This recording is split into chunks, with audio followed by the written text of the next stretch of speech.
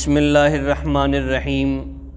سوال پوچھا گیا، اگر ایک شخص کے پاس مال حرام آ گیا اور اس نے اس مال حرام سے گھر بنا لیا، اس مال سے کپڑے خرید لیے، تو اس لباس میں نماز پڑھنے کا کیا حکم ہے؟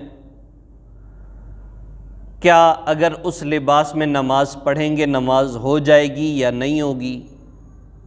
اسی طریقے سے اس گھر میں رہنے کا کیا حکم ہے؟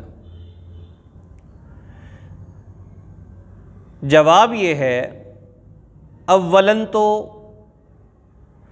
اللہ کے حقوق اور بندوں کے حقوق یہ متعین ہے۔ عبادات، معاملات دونوں الگ الگ چیزیں ہیں۔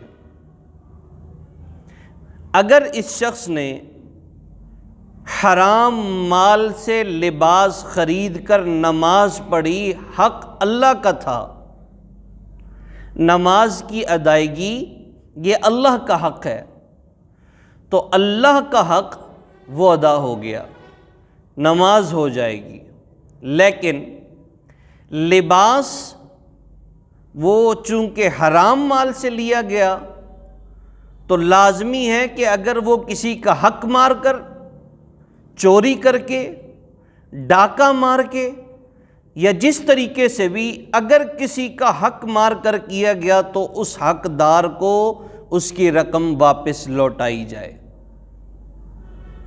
اس دوران جتنی بھی نمازیں پڑھے گا وہ نمازیں ہو جائیں گی۔ نماز میں البتہ غیر کراہت لغیری ہی آئے گی کہ ایسے لباس میں اس طریقے سے نہیں کرنا چاہیے تھا۔ اب اگر ہو گیا اور اس کی تصحیح یہ چاہتا ہے کہ اب میں کیا کروں، تو نمازیں ہو جائیں گی، لیکن جن لوگوں کا حق مارا، جن لوگوں کے ساتھ زیادتی کی، چاہیے یہ کہ ان کا حق ان کو واپس کر دے۔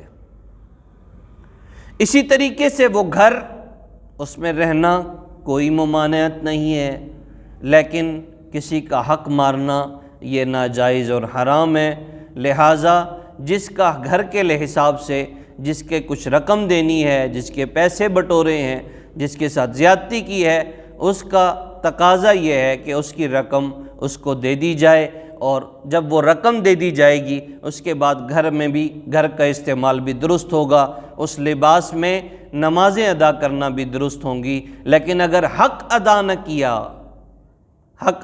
کیا تب تک عبادات تو ادا ہوتی رہیں گی، لیکن معاملات کی وجہ سے، بندوں کے حقوق کی وجہ سے یہ بندہ باعث پکڑ اور باعث عذاب بنے گا۔